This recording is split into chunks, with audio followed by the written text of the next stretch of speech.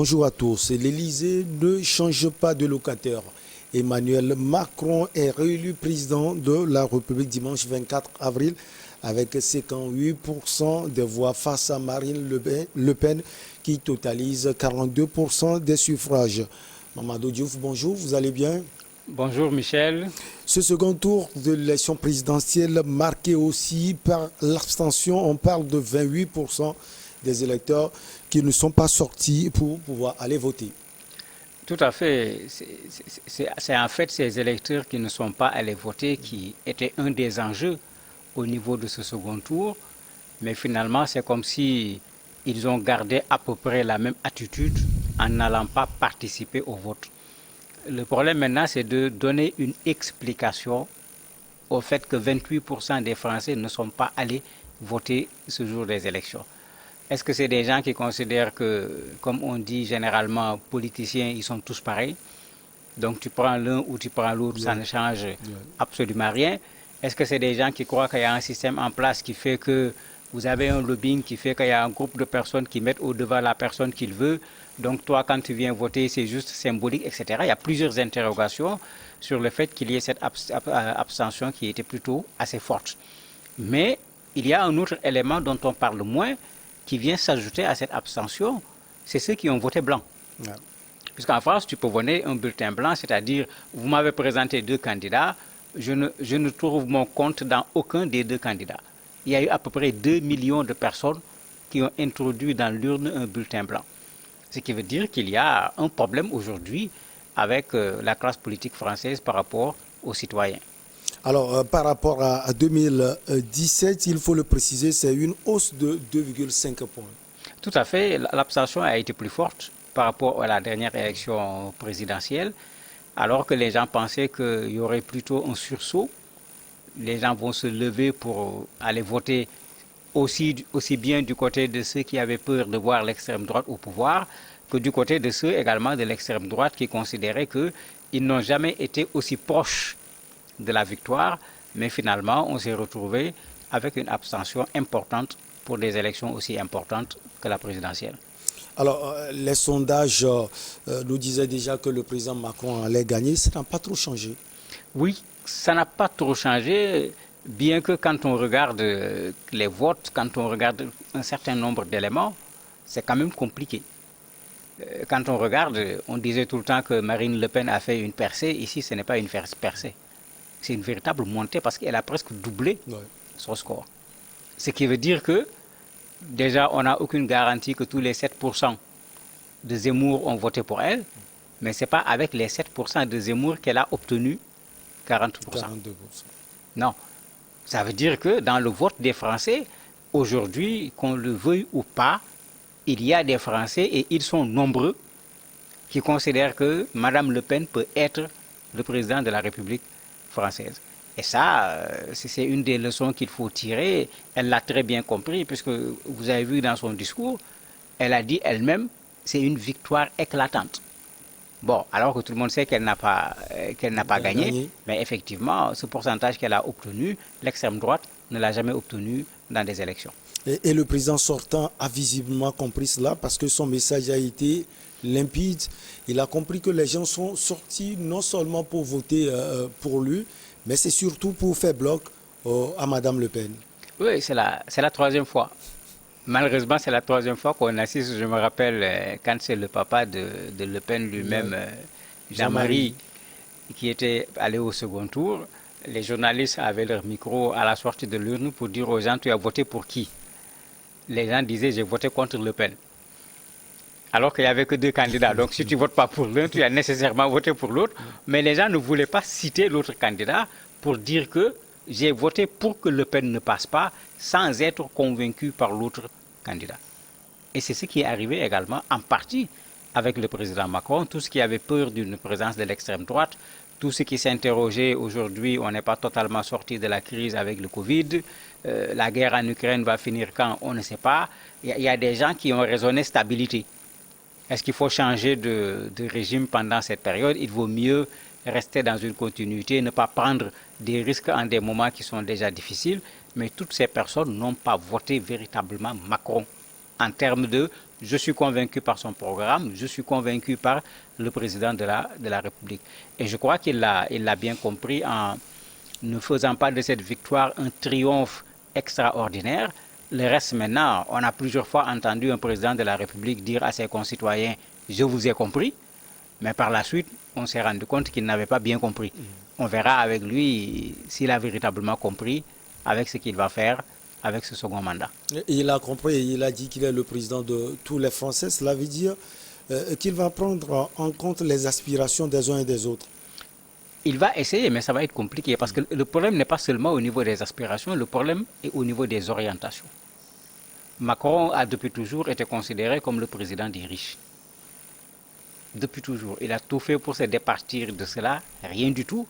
Quand vous regardez la carte des votants au niveau de la France, mais quand on met en couleur les zones qui ont voté pour Macron et les zones qui ont voté pour Mélenchon, vous voyez carrément les zones aisées qui ont voté pour Macron, vous voyez carrément les zones en situation difficile chez Mélenchon. C'est extrêmement clair. Donc il y a un clivage qui est là, qui est réel aujourd'hui au niveau de la société française. Maintenant, il est certainement en train de vouloir attirer ces gens parce que Mélenchon l'a dit, mais c'est plus que vrai, il y a un troisième tour. Ils vont aller vers des élections législatives dans quelques semaines et ça va être extrêmement déterminant pour la suite pour le président Macron. Certains disent déjà il n'y a rien à faire, il va y avoir un Premier ministre qui va sortir non pas du camp du président mais de l'opposition, c'est-à-dire une cohabitation. Et ça, certainement, le président Macron ne le souhaite pas. Et tout comme Mélenchon le souhaite, Macron est en train, lui également, de commencer à faire campagne. On l'a vu avec Mme Le Pen, elle a été très claire, elle a dit qu'elle ne baisse pas les bras. Il y a encore ce combat qu'il faut mener pour les législatives.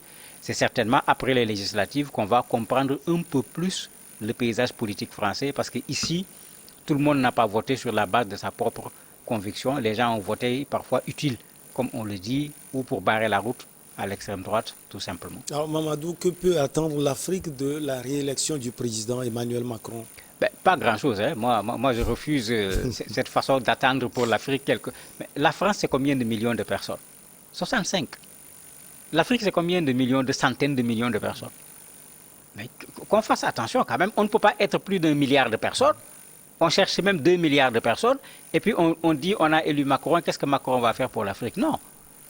C'est le contraire. C'est l'Afrique qui doit s'organiser de sorte que la France et d'autres puissances, qu'elles aient été coloniales ou pas, cessent d'exploiter l'Afrique en nous disant que c'est une relation, c'est un partenariat, alors qu'il s'agit plus d'une exploitation que d'un partenariat. Et ça dépend des Africains, ça ne dépend pas de la France. La France est dans une position privilégiée. Elle n'a aucun intérêt à quitter sa position privilégiée. Elle peut jouer sur les mots, elle peut jouer sur des stratégies, mais elle va vouloir garder sa position privilégiée. C'est aux Africains de prendre leurs responsabilités pour que France, États-Unis ou quelque autre puissance que ce soit, à partir de maintenant, que le partenariat se fasse gagnant-gagnant. Celui qui ne veut pas, il n'a qu'à aller chercher ailleurs. L'avenir est ici. Ceux qui n'y croient pas le verront tout simplement dans quelques années. Alors, vous avez parlé tout à l'heure du troisième tour, c'est-à-dire les élections législatives. C'est en juin précisément. Comment les différents états-majors vont s'organiser? Ça va être très compliqué parce que on pensait que le plus simple, c'est que la gauche se retrouve, puisque quand on parle de France, on peut organiser facilement les jeux politiques. La gauche, l'extrême gauche, la droite, l'extrême droite, les centristes. Mais quand vous regardez le président Macron, qui l'a élu, c'est tout un mélange.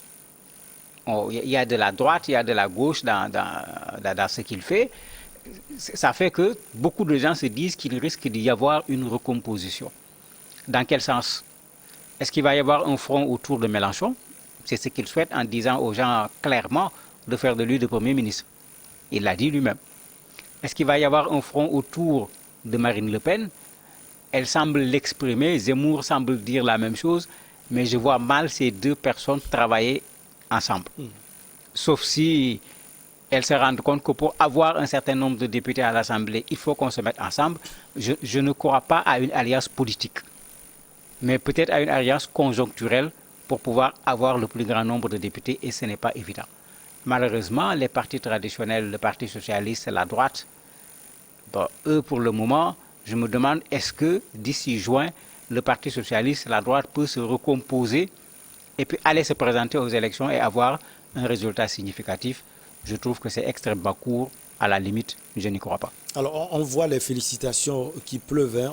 On va prendre le cadre de l'Europe d'abord. Le chancelier allemand a félicité le président Macron. On l'a vu aussi le Premier ministre britannique Boris Johnson, sans oublier le président ukrainien Volodymyr Zelensky. Mamadou. Oui, c'est la formalité, si je peux l'appeler ainsi. Quand un président est élu, quand il n'y a pas de contestation de l'élection, on n'attend même pas la proclamation juridique pour dire définitivement il a gagné.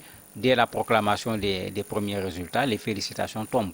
Bon, ça, j'allais dire, c'est des échanges de civilité qui se font régulièrement. Et Macron est en train, bien sûr, de voir sa boîte postale exploser avec ces messages venant de partout. Plus particulièrement le président ukrainien, il s'est félicité. Cela veut dire qu'il craignait l'élection, par exemple, de Marine Le Pen. Ça risque d'être compliqué pour lui. Mais c'était clair que si on demandait aux Ukrainiens de choisir un président, ils vont choisir Macron au lieu de choisir Le Pen. Puisque tout le monde a vu sa position, tout le monde a vu également la position comment il s'appelle encore, Zemmour, oui, à un certain moment, de sorte que pour les Ukrainiens, s'il fallait voter, il est clair qu'ils ne voteraient pas pour Le Pen.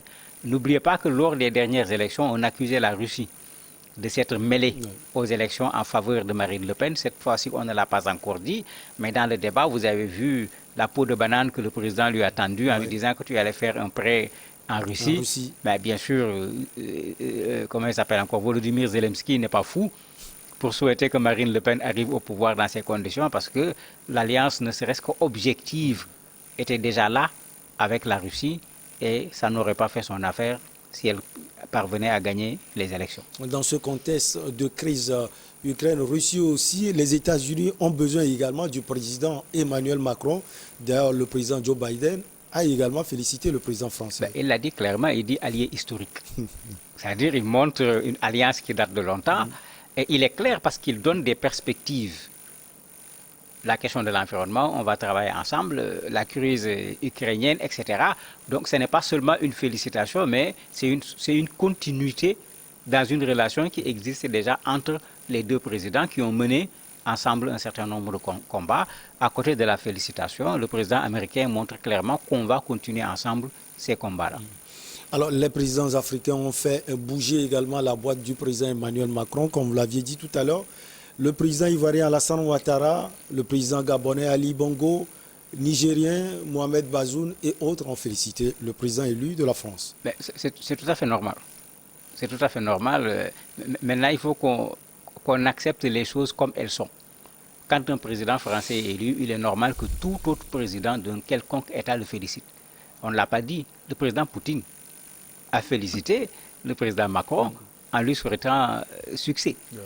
Pour dire que même dans l'adversité, quand quelqu'un est élu, on lui souhaite de pouvoir gérer le pouvoir qui lui a été confié et de pouvoir réussir son mandat. Mais c'est ce que les présidents africains ont fait, comme les autres présidents ont fait. Je le dis parce que parfois on va dire non, tel président l'a félicité parce qu'il dépend de lui. Non, qu'il dépende de lui ou pas, c'est le minimum pour un président africain de dire félicitations au président Macron à cause de sa réélection. Alors, pour réconcilier cette France visiblement divisée par le truchement de l'élection présidentielle, que doit faire le président Emmanuel Macron les 5 années à venir? Ça va être très compliqué pour lui. Ça, il faut le dire clairement, parce que Macron est venu secouer le cocotier politique français. On le lui reproche. Jusqu'à présent, les gens considèrent que c'est le président des riches. Dans les réformes qu'il propose, les gens voient qu'il confirme le fait qu'il est le président des riches. Et c'est vrai que Mélenchon ne risque pas d'être encore candidat aux prochaines élections présidentielles, mais s'il se retrouve à l'Assemblée, je suis persuadé que c'est quelqu'un qui continuera son opposition par rapport au président français. Ce n'est pas Zemmour ou Le Pen qui risquent également de rejoindre le président français. L'autre élément, comment sera composée l'Assemblée nationale pour savoir s'il aura les mains libres pour faire sa politique comme il le veut ou pas. Il y a encore un certain nombre de points d'interrogation ici sur comment va se dérouler le mandat, bien que lui, il dit que bon, il va refonder encore son action politique. On verra sur le terrain, est-ce qu'il y aura refondation ou continuité. Mamadou Diouf, merci beaucoup à vous. On marque une petite pause et derrière, on reçoit le journaliste togolais Luc Abaki.